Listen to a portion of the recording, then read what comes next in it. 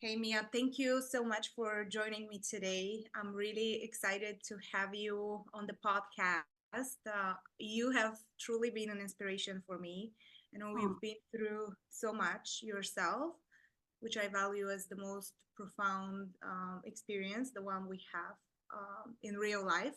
And that's hmm. what this whole thing is about, right? Sharing real life experiences. And I think you have so much value to add in that regard, not only through your own personal experiences, but also how that cascaded to leading you to a career that's in trauma informed coaching, from what I know. But I want to hear it all from you. If you don't mind just sharing where you started, like how you got where you are, I guess, like the before ketogenic therapy story background, and then whatever we can Yeah. move forward to nowadays. Yeah. Look, thank you so much for just acknowledging, my story and also acknowledging how powerful it is for us to share our story of recovery and also congratulations on this new venture of yours. Thank It's you. it's needed. We need platforms to speak our truth and to share on and also to connect with each other, because that's a big part of it. Is when you're suffering with any kind of mental disorders, we always tend to feel like we're so alone and that nobody understands us or nobody has a similar story, and it just could be further from the truth. um yeah, so in case people out there in internet land have a short attention span, I'm going to start with some things first in case they don't make it to the end of the video. So I have been using the ketogenic way of eating for nearly 6 years to successfully put my bipolar 2 disorder into complete remission. And in my case, I don't need medication. A lot of us do need to taper off over many years or have certain medications handy just in case, or remain, on a very tiny bit of medication, for until we completely taper off, or maybe indefinitely. We're not sure. So that's all okay. But in my case, I'm lucky. I'm able to just be very stable on the diet without medication. So that's the most important point, number one. And number two, like you said, I do currently try to help people specifically with bipolar adopt the ketogenic way of eating. And then, like in my case, that was a huge start. That was where my foundation of healing began. But I needed more. I needed to, because I have a history of 4 decades of trauma. And so, not all of us with bipolar do have trauma. It's really just bipolar that is ruining our lives. But in my case, it was a plethora of disorders and trauma. And so I also help people with complex PTSD. So we all know what PTSD is. Complex PTSD is really usually stemming from childhood, complex trauma. And it's just being in an environment that in some way, shape, or form is chronically unsafe. You are feeling vulnerable, you are not feeling safe. It could be emotionally, it could be physically and sexually and all of that, but it could be pretty nuanced. It could be pretty subtle. It could be just burnt out parents that really just don't know how to connect to you, or they just don't kind of get you. It could be even growing up in a neighborhood where you're kind of the family that's the poorest and everybody else around you seems to have a lot more. So it's very sneaky, could be very subtle. It also doesn't, if we do have complex trauma, it doesn't mean our parents were crappy either. You could have wonderful parents and they can ruin you. It's just because every child is different. We all have a different personality, and life can be tough. Parents are stressed and parents grew up in a different era.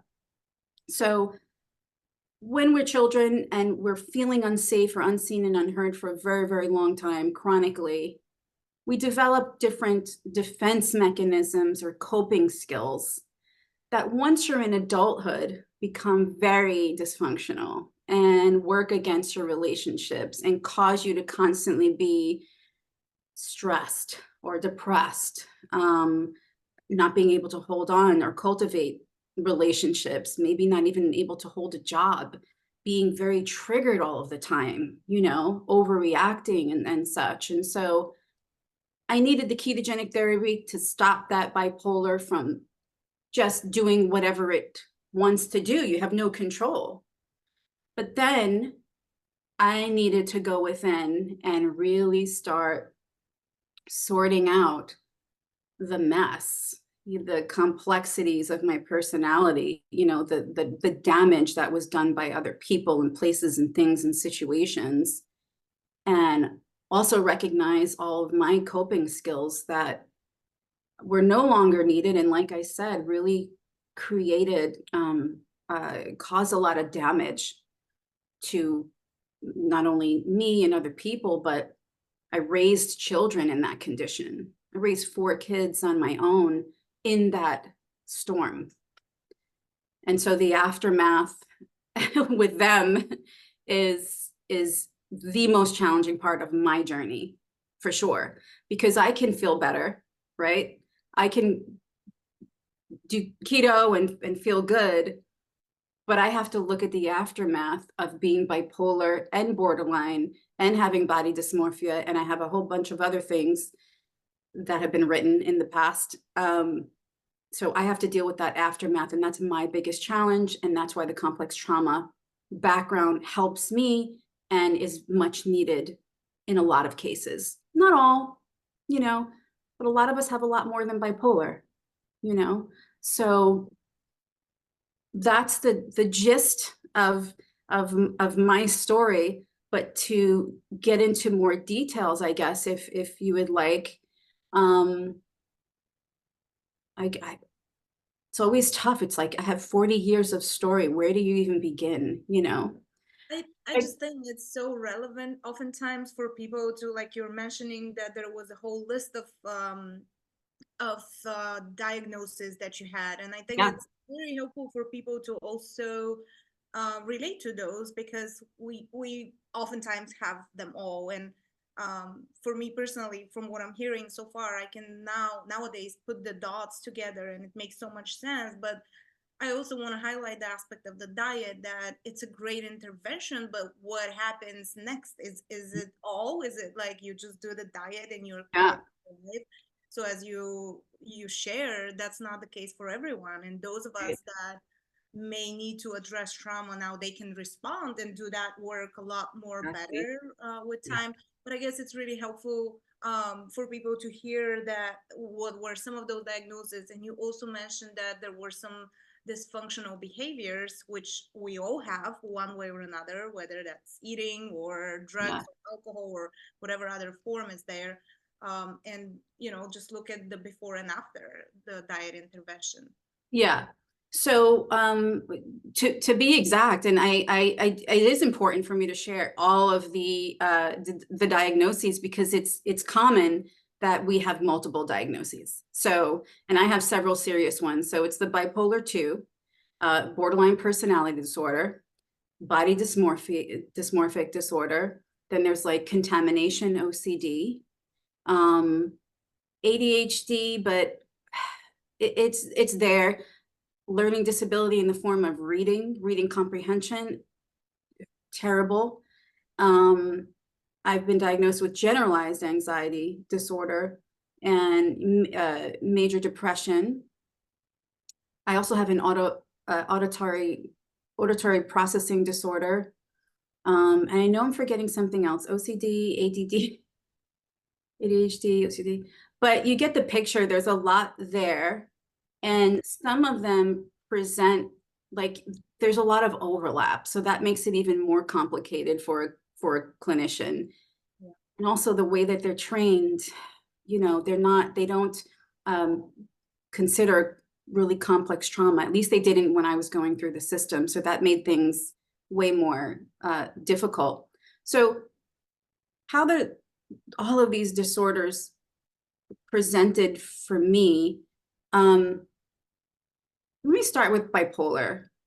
So I only remember, so my bipolar 2, mostly on the depressive end, right? And our mania is hypomania. So it's not, we're not typically going to get super delusional, or, you know, so, but we have this hypomania and it's depression. So for me, it was just this there's no word to describe the chronic, dark despair of my bipolar, how it presented in me. There's just, maybe there's a poet out there that could make it, you know, or AI that could paint a picture that's descriptive and deep and dark. But, and trigger warning for people, I'm going to be I like to be very, very honest and frank, but trigger warning for the word suicide and stuff like that. But people need to know. In my case, I obsessed. There's no other word, obsessed about suicide. Obsessed from the time I woke up to the time I went to sleep. I tried to figure out, how would it work? What would happen after? How would I do? It was all day. And at the height, I would even look up, again, this is sensitive, people. I would look up videos, okay, of people ending their lives. I mean, that's how sick and how dark things were for me. And this went over not a few weeks or months. I'm talking years of not being able to function, not being able to leave the house, being totally overwhelmed and in disbelief that this was my life every day. I couldn't believe it. And then when you look out the window and you see people functioning and walking and seemingly normal, or families and kids, you're just like, what did I do to be in this prison? That's how I felt. And that was day in and day out. Also, you know, whenever I could kind of pull myself to go see a doctor or a clinician, most of the time I just didn't get anywhere, because to get through the side effects as you're a single mom of 4, it was impossible, because you really have to try cocktail after cocktail, after adjustment after adjustment. And then most of them, for me, would make me worse, at least in the beginning. And I could never get through the therapeutic level of the drug to see if it actually worked. I would just end up kind of coming off of it. The other downside is, you know, I mean, nobody wants to gain weight. You know, I was about to say, oh, you know, I'm always been sensitive about my looks. That's part of trauma, but nobody wants to gain weight. You know, yeah, especially a woman. I mean, let's just be frank, especially a woman. And that's not going to help my depression and my anxiety and my trauma to start gaining weight from these medications. And so that was also something that was just didn't make sense. The borderline, and this is an area that's not talked about enough. Neither is a BDD, but the borderline is super, super difficult. But it's a fear of either real or perceived abandonment. And so everything is black and white, you know, it's just like either somebody is like God or they're the devil, you know, if either somebody's there with you all the time or they've abandoned you. And it's just in combination with bipolar, it's impossible. And you even end up, because you fear people may leave you, or you're thinking they want to leave you and they're not telling you the truth, then you'll push them away. You know, so it's really unstable. It's distorted thinking to the max. It really is. And then you have, you know, and I won't go over all, but I want to explain the top 3 because it's my story. So, and then you have the body dysmorphic disorder. And when I used to think of BDD, I thought that the people suffering from it were just completely delusional. Like you would, I thought it was, oh, there's a pretty girl and she thinks she's ugly. She thinks she's a beast. She thinks she's a monster. It's really not quite that.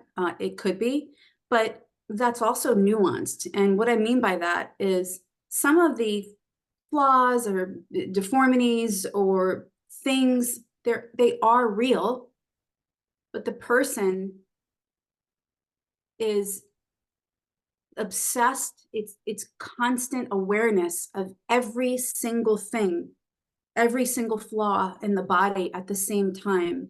And when you're speaking to somebody, you can barely listen because all your attention is, what are they thinking about me and what am I looking like right now? And all of the flaws bring such intense shame, and you're just mortified, and you're spending so much energy masking and covering, and it's all consuming. I mean, I'm in a group. It's just a couple of chats that were spun off, WhatsApp chats spun off from actual BDD support groups. And I'm like, one day I want to ask the ladies and the guys if I could anonymously share, because I'm like, people have no idea what these people are going through. I mean, it's mind-blowing, the suffering from that disorder, all consuming, totally debilitating. So those are my top 3. So you can imagine how difficult it's been to just get to this point. Ketogenic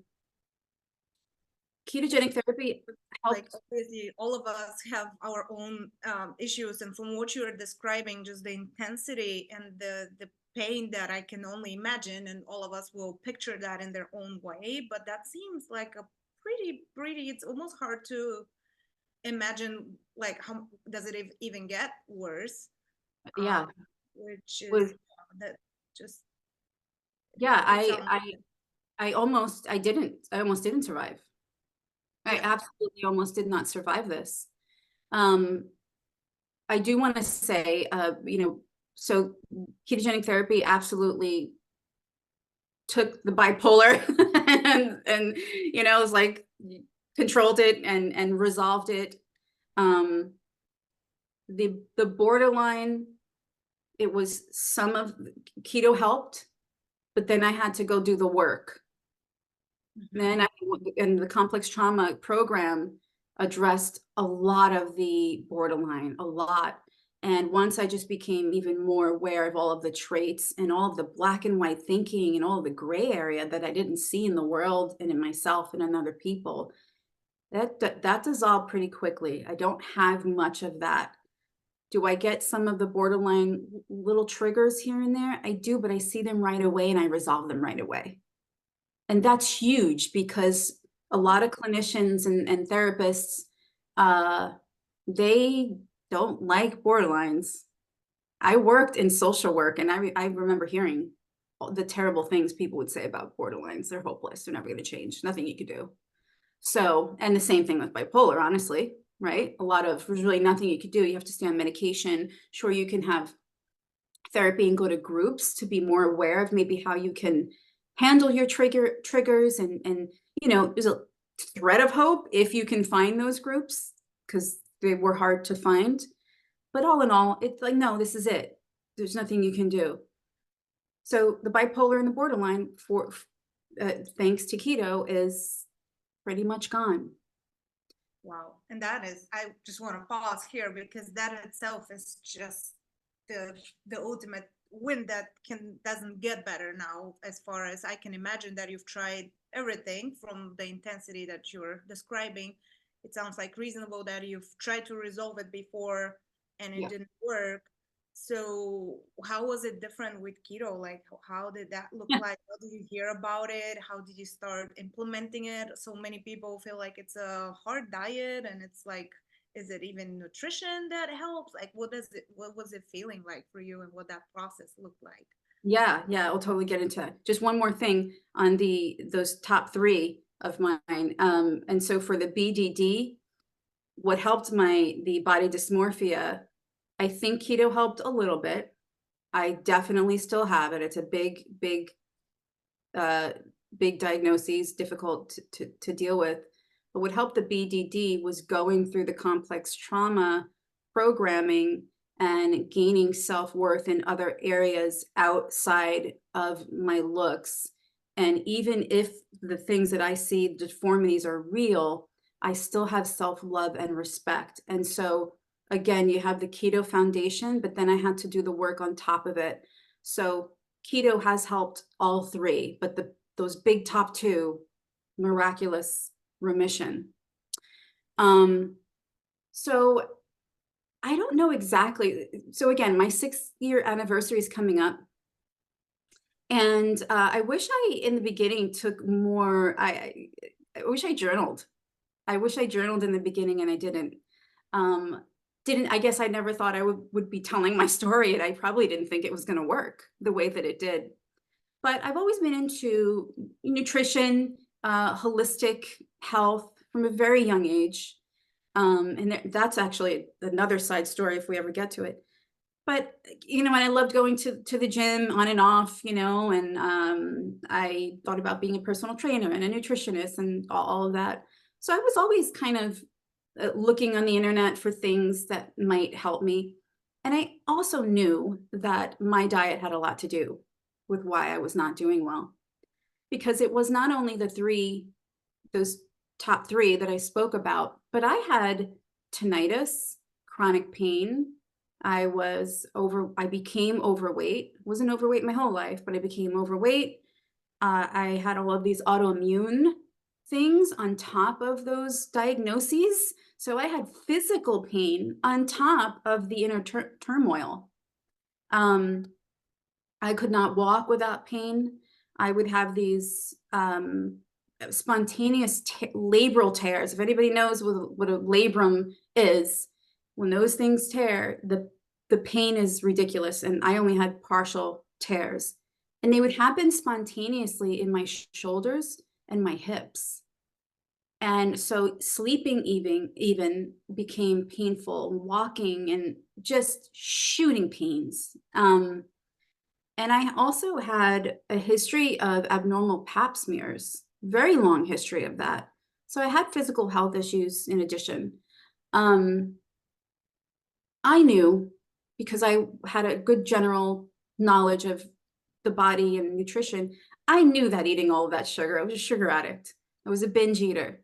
I knew that causes inflammation. I mean, obviously, and the processed food and the junk. But I was an addict and a food addict. I never turned to drugs or alcohol because they just always made me feel worse, just never helped me. But food, I absolutely loved. And that started from a very young age. So that was the way that I coped with all of this inner turmoil, is through food. That was my medicine. That was my friend. That was my sedative. That's what I did when I was bored. I mean, I used it for everything. That was it. That's how I made it, I feel like, through my life. It's through eating.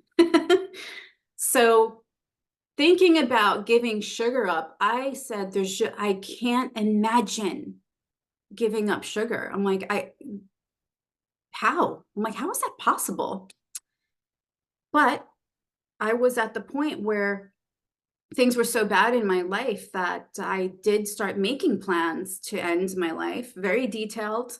Started to think about what pictures and what my urn would look like. And I would get excited about these beautiful crystal urns. And my attention to detail actually bought me time, because I wanted my ceremony to be perfect.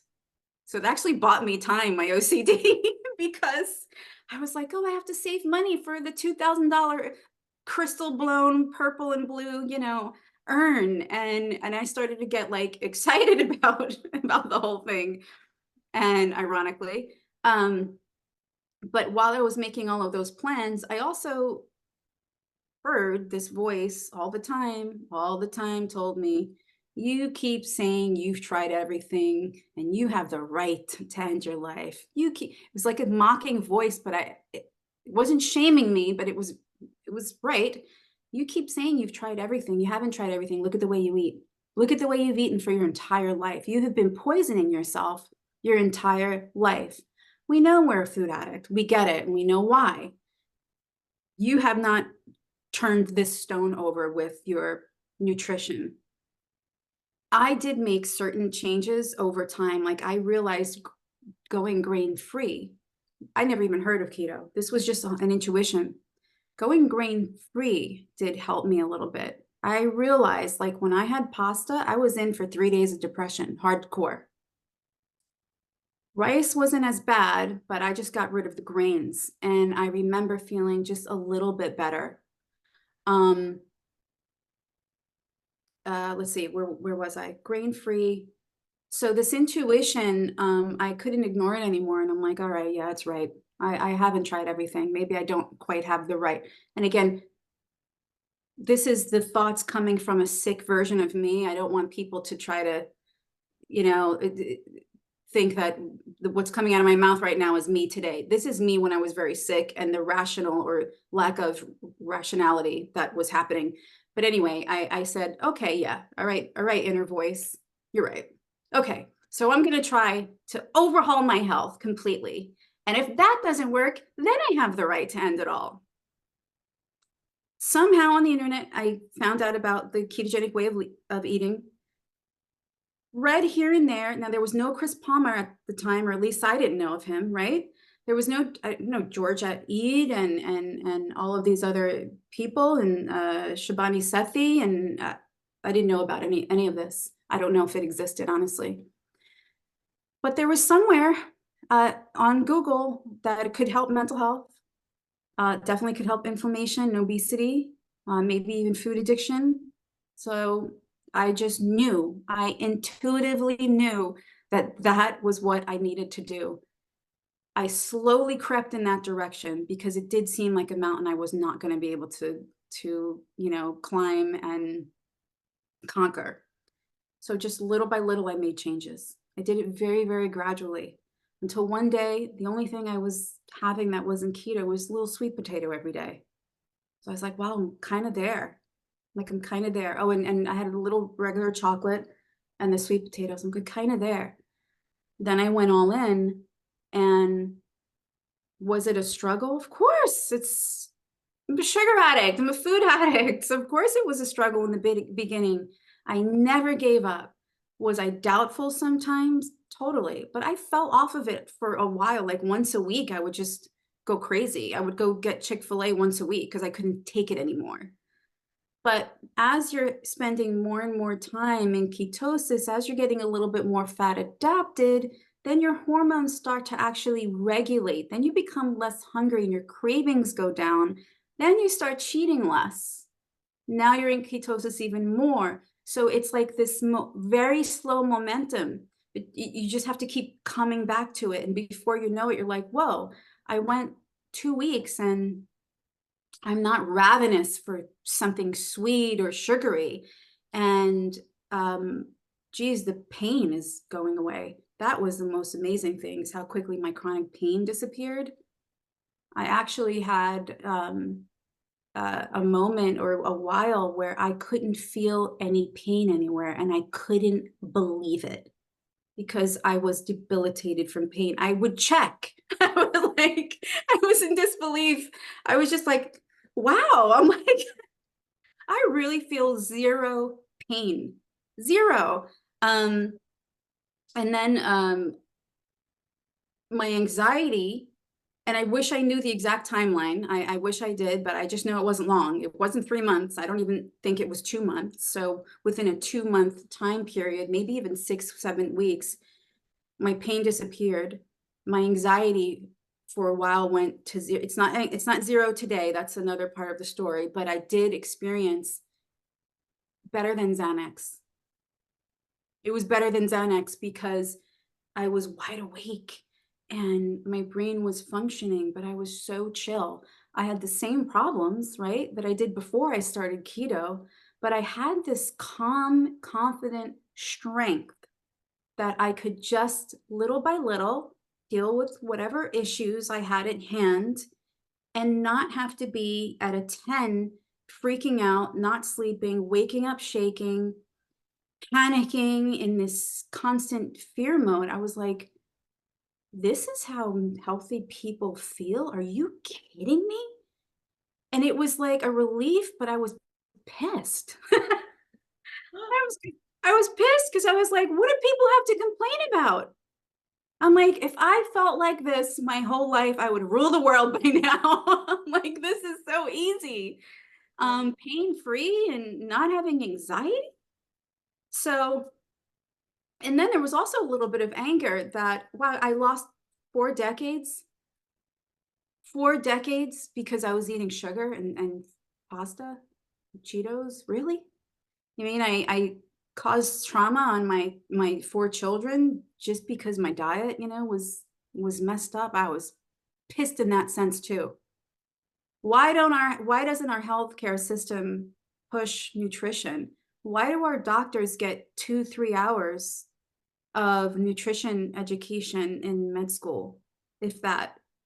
Why? And so all that starts to unfold and becomes very confusing when you're suffering so much and you go to these professionals and these people who should know how to help you, and they don't. They never did. There's of all of the people that I saw, of all of the help that I sought out, my last psychiatrist helped me when I couldn't leave the house and I was horrific and I crawled out one summer and it was like I was a vampire because the sun was so, you're depressed, you're in the house, you're not, the shades are down, you can't talk to people.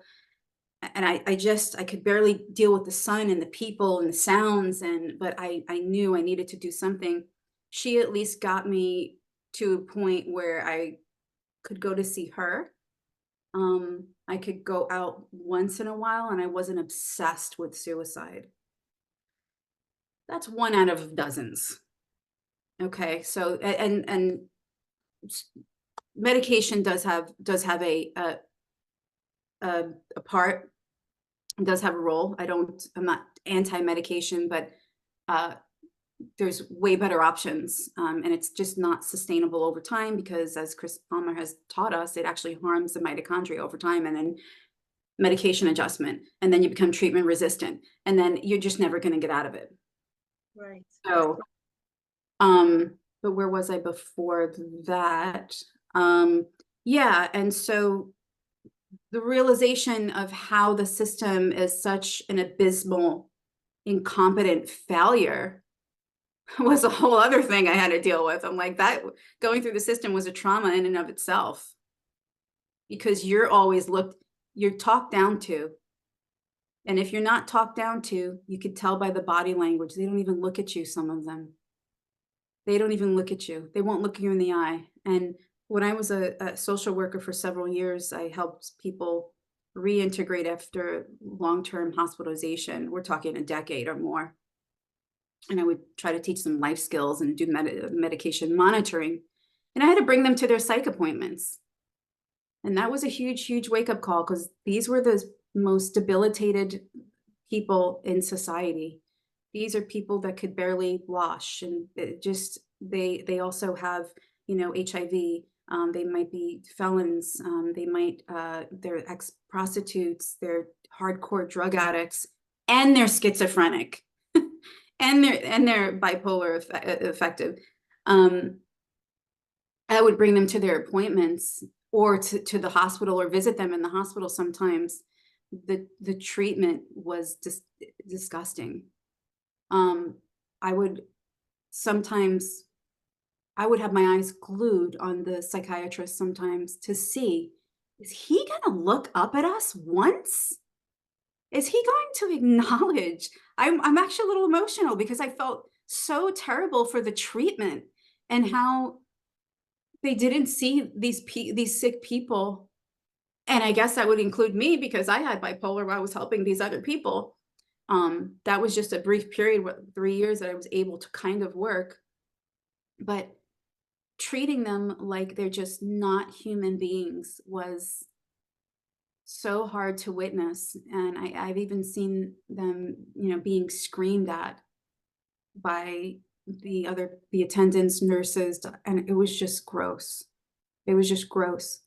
And so I also suffered that going in, and just, you can feel it. And I'm a very empathetic person. I always have been. So I pick up on, and again, this comes from complex trauma. I'm very tuned into people, right? Because when you're raised in that environment, you have to constantly, like, you become like this radar for everybody's temperament, and you're walking on eggshells, and you're just always scanning the environment for danger. So when I'm walking in, I know if somebody likes me, and I kind of know what they think about me right away. You can just tell by body language and the lack of eye contact. That's such a sign of having no regard or respect for another person. Because it wasn't like a regular person that might be shy. This is a doctor. Just to not even look me in the eye, or just ask me about my history, maybe why am I suffering? Is it just my brain that's going haywire, or have I been traumatized, for years and decades? So very dehumanizing experience, very frustrating, and the whole thing exacerbates mental illness. Not only doesn't it help, it exacerbates it, because now you're being you know treated like you're the problem, and you're an annoyance, and nobody believes in you. And if the doctors don't understand, your family sure as hell is not going to understand, right? If 12 years of school doesn't lead to somebody understanding you, forget it with family and friends. So that's why what you're doing, and what we're all trying to do, is so important, because you might not find relief in the people who care about you, or in these professionals, these highly educated professionals. You may find more relief on YouTube. Quite frankly, I did. You may find more relief in the stories of others, so that you realize, no, you're not just crazy. There's something going on at the cellular level. Why the mitochondrial dysfunction is happening, multifaceted. A little bit of genetics, maybe trauma, environment. Who knows what your normal vaccinations do to some people, microplastics, and you can go on and on. They all matter.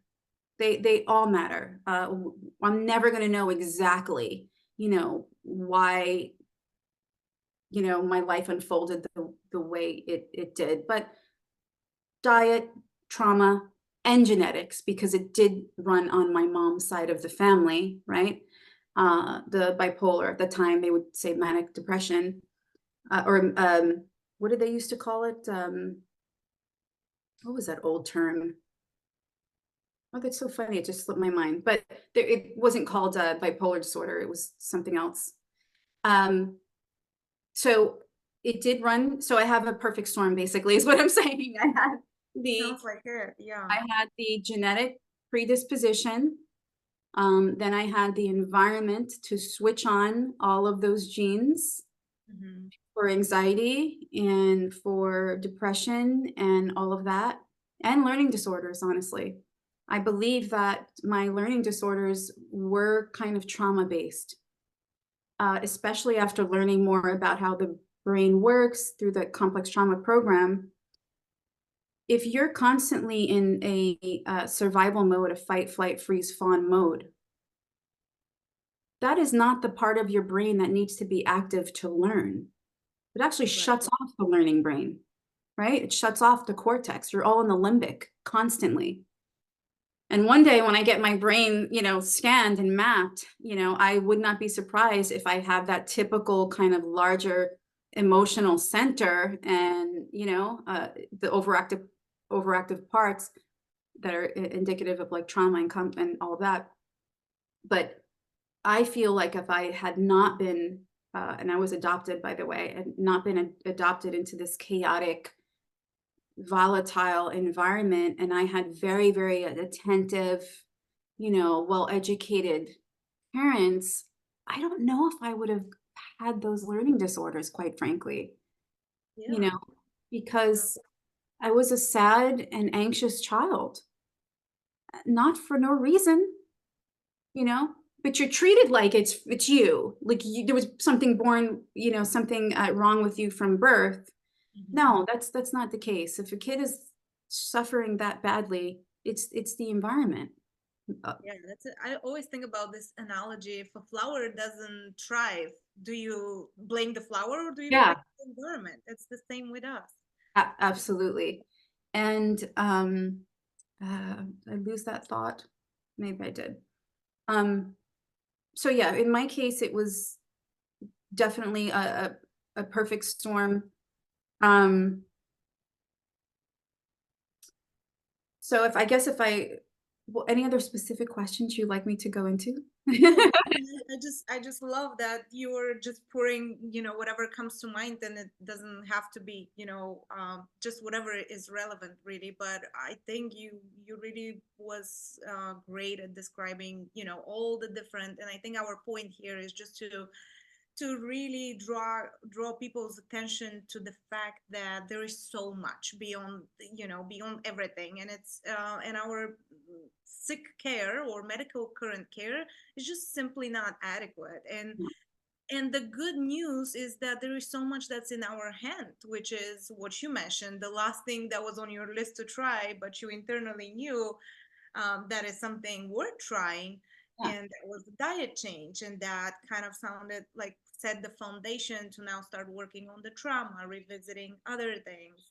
yeah, And that's kind of, yeah, where what my experience was as well. And maybe we can just transition as to where you are today after being able to, go through so much and yeah. finally find something that worked. And how does it look like to deal with, not, you mentioned that not much has changed, but just through the diet you were now not necessarily environmental changes or something in your, like, your life was the same, you were just feeling different. Yeah. So I do remember you had asked me, you know, is the diet hard? So we can definitely cover that. Um, so at the time I went keto, yeah, I only had my one youngest with me, so life was definitely different because the three older ones were out. But I had my younger one, I guess she was 16 at the time, maybe. So life was a little less complicated, but I was no less miserable. Keto kicked in and I was able to start to pull things together, and that's where my journey happened. I had mentioned, yes, that I did go on and off of it. Not for long. It would be a day, and then I would try to pull myself back. Um, but then obviously when the ketones kicked in and I became more and more fat adapted, oh, there's no going back. There's no going back. What am I going back to? Right, right. And I What think am I that's gonna such go an back to? important a point, even when you were talking about no pain. I mean, yeah, it's hard to transition being a food addict, but at one point is what are you leaving and what are you getting? And if Yeah, what you're getting is so much better, why would yeah, you go back, right? right. And so when people ask, is it hard? Here's how I answer it. It is hard to be perfect on it. It's hard to do a flawless, you never fall off, you're always in ketosis 24/7 for the rest of your life. It's hard to do that keto. That keto even shouldn't be on the table, quite frankly. Nobody Mhm. should try. Do you want to? No, I don't even think people should aspire to it, honestly. I think that's just, it's out of reach and it's unreasonable. And that would again be an extreme. And with my diagnoses, I stay away from extremes. People are like, oh, isn't this extreme diet? No, it's not. I'm eating whole foods, okay? I think my diet's pretty luxurious. I eat shrimp and steak. Are you kidding me? With butter, and I do my little red wine reduction at night, and I'm in heaven. Um, Over time, it gets more and more easy to deal with social events, you know? Some of us can cheat a little bit, a small cheat, meaning, you know what, if you want to taste, if you're at a beautiful steakhouse, you want to taste the not the cauliflower mash, the regular mash, or a little bit of a bite of the sweet potato pie. I mean, even I can do that, but I don't even want to do more than that because I know right away my mood's going to drop. My tinnitus might come back. Oh, by the way, the tinnitus I noticed 3 months in or 4 months in, it was quiet in my room and I noticed I didn't hear that terrible buzzing and screaming in my ear anymore. And I said, are you kidding me? I'm like, keto took away my tinnitus too? What? Like, what else is going to be cured here? But yeah, I mean, if I'm traveling, for example, and I want to taste something that's not keto, fine, then I taste something that's not keto. I will never have a whole plate of non-keto stuff. It's not worth it. I'm not going to be pleasant to be around. I'm going to start swelling. I may have an instant headache. So if I go off, instant chronic pain. Okay, I'm talking within 30 to 40 minutes. Wow. Instant headache, pain in the neck. I feel sore. I just feel that inflammation coming back in my joints immediately. The tinnitus will come back very quickly. And I learned from an audiologist, I think that's the right specialist. She said, yes, sugar affects the pressure in the inner ear. I was like, whoa, okay. So those things come back right away because the inflammation is immediate. And it's also scary because what am I doing to my blood vessels? Okay. Going off on cheat days, I don't know if that's safe or not, because, you know, there's you could do a whole podcast on the whole cholesterol thing. But I do believe that the cholesterol is only dangerous when you are eating crap. Okay. When you're eating crap and you have all of that inflammation going on, well, then the cholesterol might go and do what it's supposed to do and try to patch up things.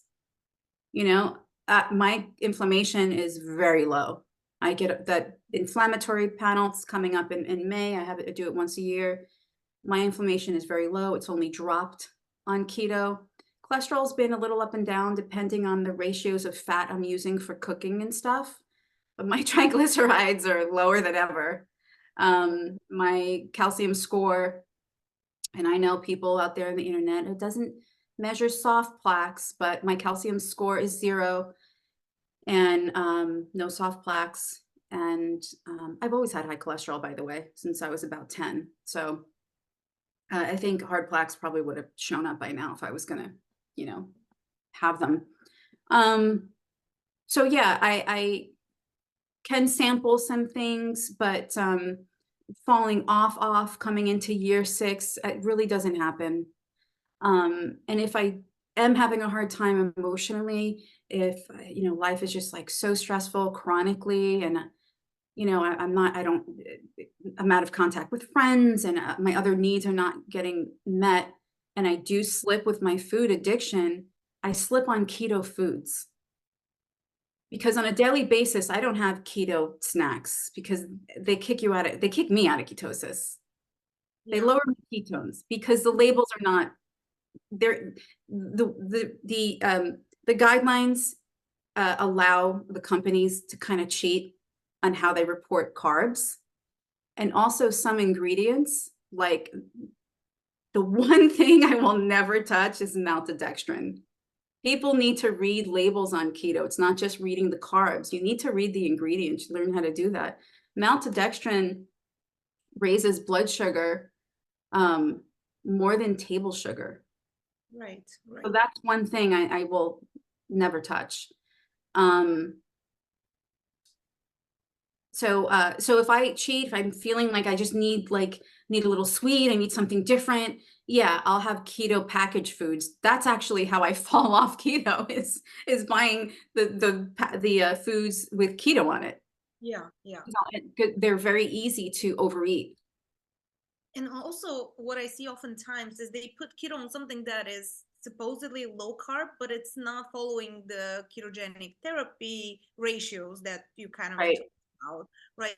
So it's just low carb. So let even alone that, but it may be oftentimes high carb, so it's high protein. So it still has the capacity to kick you out. And when we do this as a therapy, we have to be a lot more careful and make sure that we follow those ratios. And oftentimes packaged keto foods are just not doing it. Yeah, it's like if you could manage to just have the serving size that they suggest, it's usually like that much, but you really want to have the whole bag or box. You know, Right. if you have the discipline to just have a little serving, you know, that's like, looks like a serving for a cat. If you're able to, you know, have that discipline, then go ahead. Me, because I have that history of food addiction and emotional eating, I can't. I'll just start binging. Um, uh, so, oh, okay. So I also wanted to talk about, again, this is a nuanced diet, and I believe in intuitive eating. What I mean by that is, speaking of that whisper that happens, I was a dairy addict, hardcore dairy addict from the time I was little. You know, they even nickname me sometimes like the little mouse because Oh. I was a cheeseaholic. And I've always been a cheeseaholic. I loved cheese. I loved American cheese. It's probably one of the worst ones that you could have. But I loved cheese and mozzarella and ricotta and all of that. My adoptive family was Italian, so cheese was huge. Yeah. Um, And dairy is such an addictive and like trigger group, so no wonder. yes. And so again, with the complex trauma background, with my needs never being met, with being emotional eater, dairy is very addicting for a few reasons. It's very easy, right, to grab and eat. It's Mhm. so it's highly uh, palatable, and it has opioids in it. It has casomorphines, which is an opioid uh, like effect on the brain. And so that's another reason why, especially for a food addict, it's impossible to moderate. Yeah. Also, there are trace hormones in dairy. Oh You know, yeah. dairy's processed, so some of the hormones are processed out. There are hormones and casomorphines in dairy. So when you get to the point where I was, which was I could do 8-10 ounces of dairy a day, full blown crazy addiction, because it was so easy and delicious, and I loved making a caprese salad, you know, with the fresh mozzarella and the fresh tomatoes and basil. I mean, it was just amazing. But I got really carried away, and as I'm 46. I just said, I don't know if this is good for me hormonally. I don't think it's good for my food addiction. I don't know what this is doing to me at this point. And Mm. I think I've had enough cheese. After 46 years, I'm like, I've had enough dairy, you know? Like I'm not a baby cow. Okay. I may have felt like one here and there, but I'm not a baby cow. I'm not a bovine, you know. I don't need bovine hormones. And I'm getting older. So again, that darn whisper, it just says, you have to quit dairy. You have to quit dairy. You have to, really? I already quit sugar. Yeah. Like, come on. Can I just get a break for the rest of my life and just have dairy? No, I can't. So I did go, I say 99% dairy free because I do still have butter.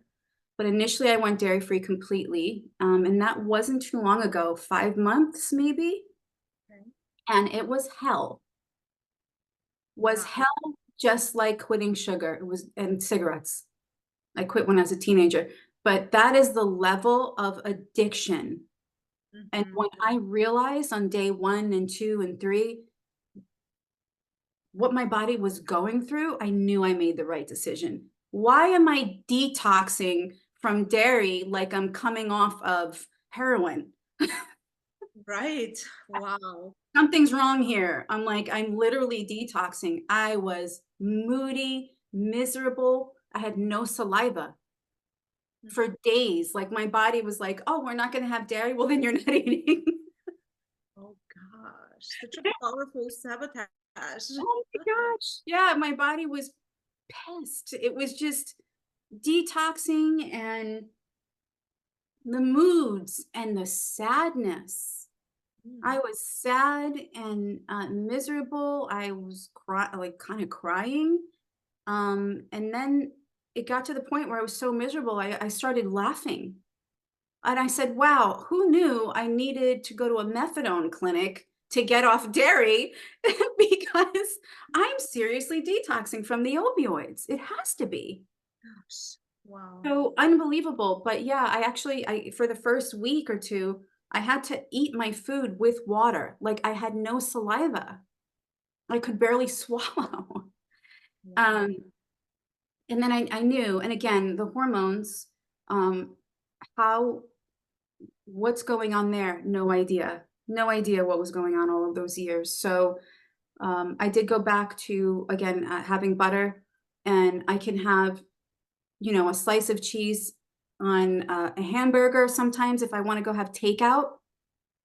Again, I don't believe in super, super duper extremes because it puts too much stress. And then as an emotional eater and addict, I can't avoid food 100%, right? So as long as I just say, okay, once in a while, you can have some cheese as a treat, but that's it. No 2 days in a row. Yeah. I'm Yeah. totally fine there. There's no effects. I went off the dairy-free once, and I slept for 2 days. It was like I was drugged. Mm. Drugged. I started to look around. I said, "Did I accidentally take, like, painkillers and sleeping pills?" I'm like, "Why am I feeling" I couldn't function. I could barely speak. I had to stay in bed for 2 days for the effects of this dairy binge, uh, to for it to wear off. So again, that reinforced, whoa, that's a huge red flag that it's affecting me that And way. isn't it so funny that when we get healthier and our system gets cleaner, Yep, now we're so much more sensitive to things that are not good for us. totally. And 100%. really imagine like how profound of an effect it had, while before you were eating like eight I had ounces ever, and that was your norm. Yes. And so when my, receptors were all cleaned out for so long, and then I put this stuff back in my system, yeah, those queso morphines hit me literally like I was drugged. I got scared. I said, but I'm like, I haven't had any medication in my house for years. There's nothing for me to have accidentally taken. And then I said, is my car leaking carbon monoxide or something? I'm like, I was that drugged. So yes, the system becomes very sensitive once it's all cleaned out. And so that's also something else to be aware of if you're starting keto. Over time, for me, for example, my keto, the way I do keto changed. I Yes. used to do a very heavy, heavy veggie keto, and I did get great results. But Mm. over time, for many reasons, I wanted to increase my protein more, and I realized the only way I could do that is if I dropped my veggies, or at least made them very low, and then I can get away with more protein because I loved eating protein. And it was just convenient. I don't like cooking. I hated chopping 1,000 vegetables every night. I was just tired of it. And so now I don't eat vegetables. Again, if I go out to a restaurant, I have no problem eating veggies. I'm not gonna, get depressed or anything like that. Um, but just on a daily basis, I just feel better having a tighter window. I'm not OMAD anymore, 1 meal a day. Because I'm getting older, I was just curious, maybe I should open that window just for ovarian health. Mm-hmm.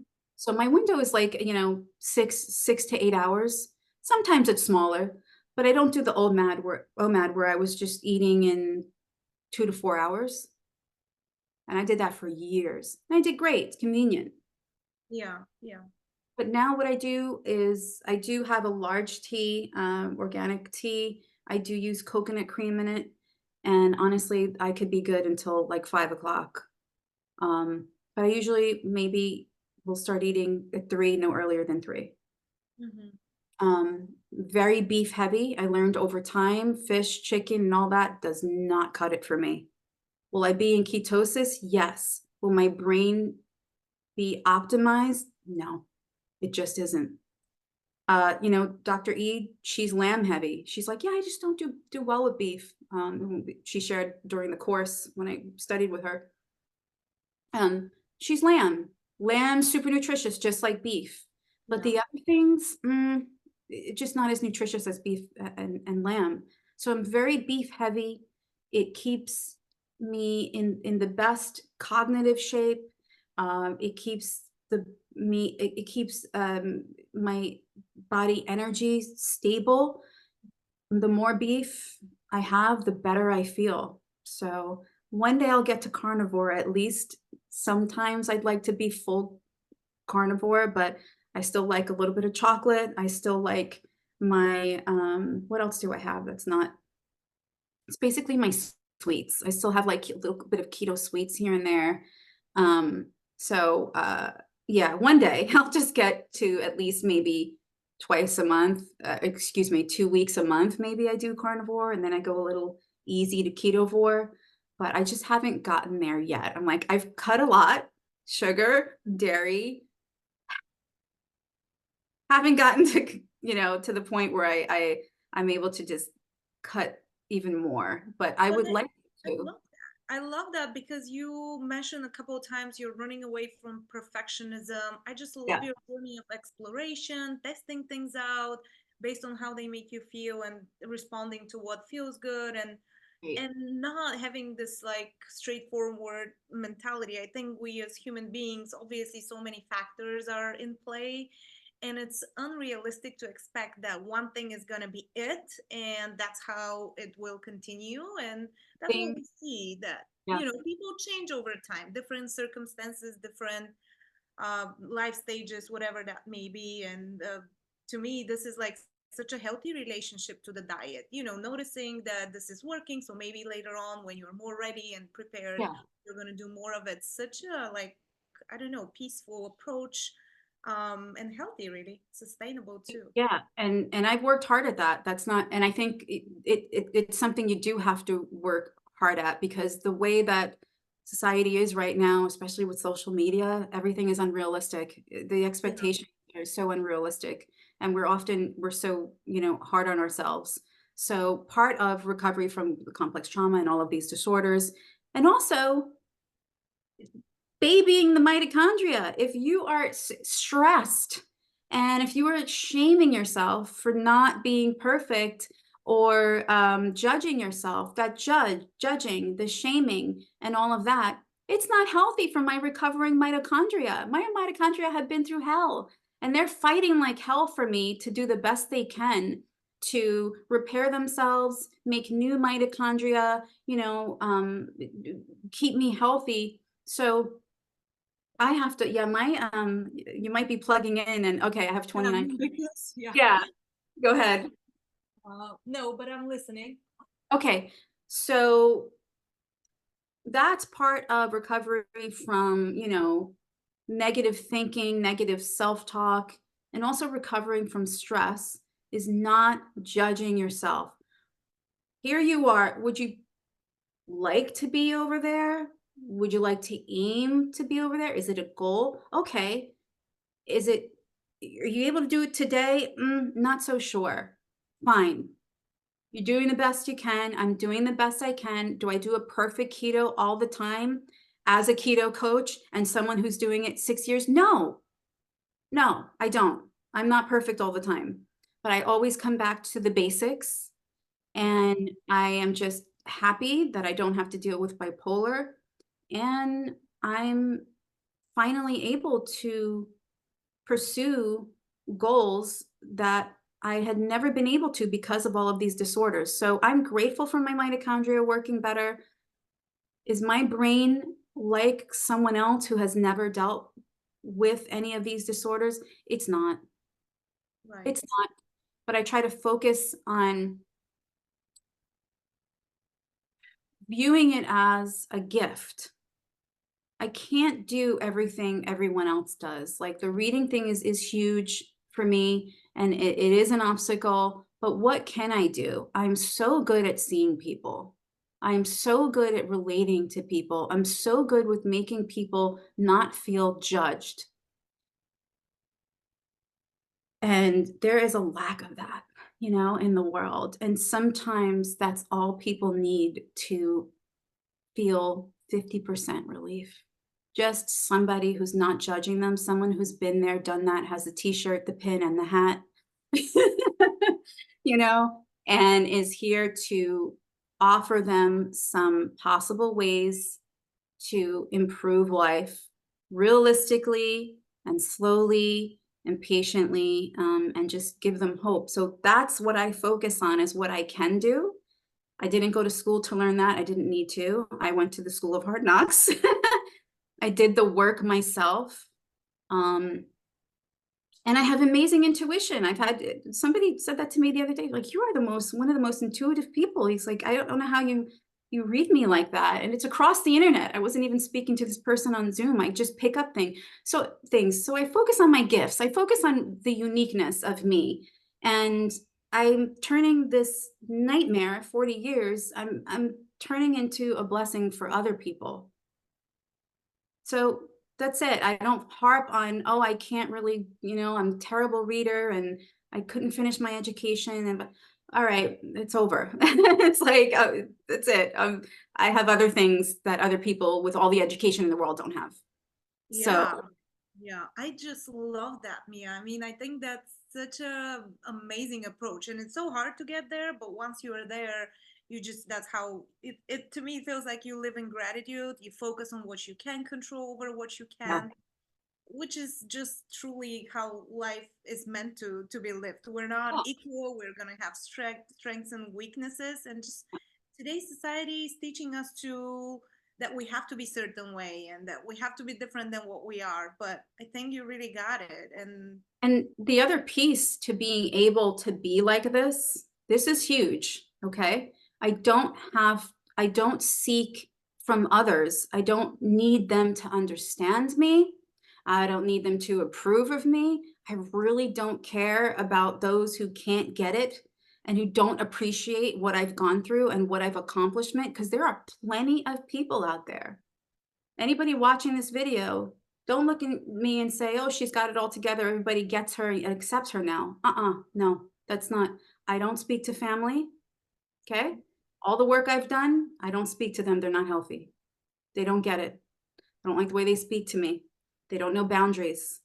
So not everything's roses, sunshine, unicorns, and all that. But I know how to just, if it seems like there's nobody out there who's getting me and people don't accept me, I know that that's not the truth. They just might not be immediately around me sometimes, but I know, and especially in this community, this bipolar recovery community and metabolic psychiatry community, they 100% accept me and get me. They are my best cheerleaders. I just unbelievable everyone support. else should, right? Because unless you've gone through it, how could you, you could have compassion, but obviously someone who can relate from personal Yeah, experience, then chances are they can yeah. understand better. And lastly, again, like, if all of these educated people could not, even the therapists, not just the psychiatrists that are a little bit more cold, but even the therapists, if they really couldn't grasp me, then I do kind of extend forgiveness to even to the family that I've had to cut out. It's not that I'm holding a grudge, they're just not healthy, but I forgive them. Like, they just don't know. They just don't Yeah. understand. They haven't studied this. They haven't looked deep into how you support somebody with the new information that we have now, how you support somebody with these disorders. They're very complicated. So I forgive them, but it doesn't mean I have to have them back in my life. Yeah, yeah. Wow, I love that. I love everything you said. I think you touched on so many like major, I think most of them really. I So must have, because my mouth is very dry. I've talked a lot. you did, and I love it all because again, there is so much in what you shared, like so much. But I think what like really stood out to me is that you are making the most out of what you have without too much wishing that it was different, right? Focusing on what you can control instead of not. And progress over perfection seems like a good mantra for you nowadays, given your background, but also setting healthy boundaries, even if that looks like not talking to family. I mean, that's a big deal. Yep. And it only demonstrates really mental strength because so many people don't are not in a good place enough to even set those boundaries, right? Yeah. It's something that's very new to me, honestly. I didn't know what a boundary was because I was never taught, or it wasn't I had no examples growing up. So that's kind of new, I think, within 4 years. within 4 years ago, when I was in that course, maybe it was even more recent. And we got to the boundary section. I'm like, yeah, I know what a boundary is. It's a line in the sand. Not, Yeah. well, it could be, but that's not exactly what we're talking about here today, Mia. And when we started to dive into boundaries, and it was a whole new world. Cue the Yeah. song, because it really was a whole new world for me, and it blew my mind, because it's a double-edged sword. Because once you understand what boundaries are, you realize all the violations and how much disrespect has gone on in the past that you were barely aware of because it was so normal. And how many times you could have said something or said no, or rejected people, and you know and you didn't. So it was a double-edged sword, but at least moving forward, it's pretty crystal clear for me. It went from no clue to clear very quickly. And I'm just grateful for that, because a lot of people do struggle with that and are people pleasers and don't realize they have the right to set a boundary, and that however the other person reacts is really none of their business. It's for that person to deal with their triggers over the boundary that you set. You're not a bad person because you set boundaries. A lot of people think that. They're Yeah. like, Yeah. "I'm And a bad especially person because they set a boundary." with mental health issues, people automatically kind of are in this, and you even talked about it, being down looked at, like being told what, like they just don't know how to stand up for themselves, and that's understandable for majority of people. But I just love that you're learning, and again, like practicing this thing of, okay, that's what it was, but how can I make it better, and just sticking to making progress and improving. I think that, your story has been amazing, and as I said, it has been a tremendous inspiration because it just covers so much in it. And to me, you are a living example of what is possible when you are committed to do the things that you're also intuition. Really, that's such a big part of Huge. life that we don't talk about enough about. But just like comparison from where you were and where you are today, I just admire that progress, and I Yeah. want to acknowledge you. It sounds, I can only imagine what it has been, but here you are, standing in your power, living the best life you can with the circumstances you have, and admitting that it's still not, roses and like all No. it's like that's it. Acknowledging the role of keto, but also the other lifestyle changes and Yeah. all of that, I think it's just amazing. And I Thank you so love much.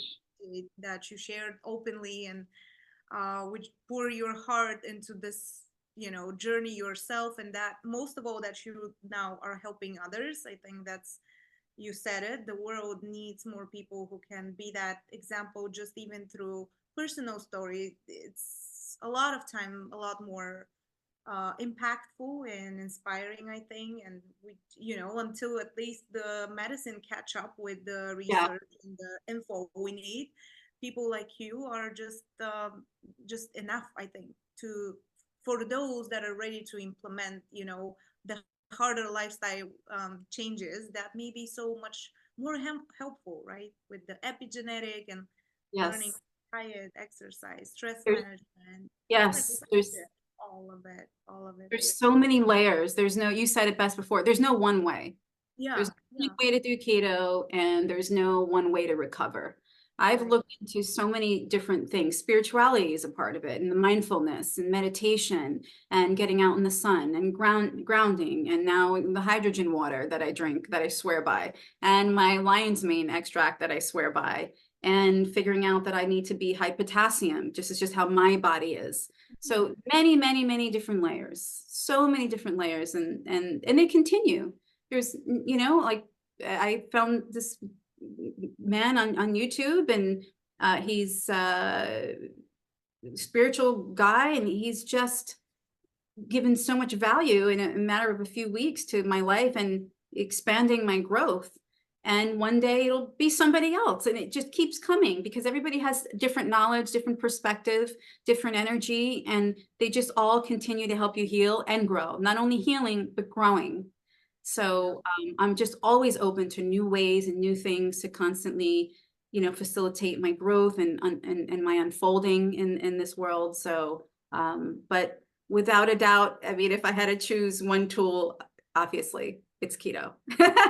It's the most important Helps us set that foundation and then be in charge of our foundation. lives and do everything else that we know we need to do. Yes, exactly, exactly. Amazing. Thank you so much, Mia. It was a pleasure, really. But tell us, where can people, if someone wants to get in touch with you, where they can find you? Yeah, so still building the website, but I have an email you can reach me at. It is info@recoverwithmia.com. So recoverwithmia.com is the website, but still not launched yet. So info@recoverwithmia.com. And then I'm on X. That's where I network with metabolic psychiatry people and other bipolar people. So that's pretty much it. And it's also Recover with Mia on X. So you could just punch that in and I should show up. And again, I do help people adopt the ketogenic way of living, but I also help with that trauma end. And if you don't think you have trauma like you're thinking of it, it's more subtle. It's the complex trauma. It's even just the negative thinking, or even just the trauma of going through the healthcare system. So Right. And there's someone without a trauma in that way, right? right. Yeah. Because a lot of people are like, I don't really have any big trauma. I'm like, we all Yeah. have a little bit. So yeah, I really enjoy doing that. And yeah, if anybody is interested, the first consultation right now I'm giving out for no cost, so that people don't have an excuse. Like, at least find out what it's all about and how we might be able to work together and how I might be able to help you on the recovery journey. Yeah. Amazing. Thank you so much. Thank you so much for inviting me here. I'm so excited, you know, for you, and honored to, I guess, be maybe one of the first of your interviews. So I'm looking forward to following and especially supporting. in the spirits of what we spoke about, that we're constantly learning and growing. Maybe we are going to do another follow-up sometime soon. Awesome. Whenever. Awesome. Well, I'm down for it. Thank you so much, Danica. Thank you, Mia. Thank you. All right, take care.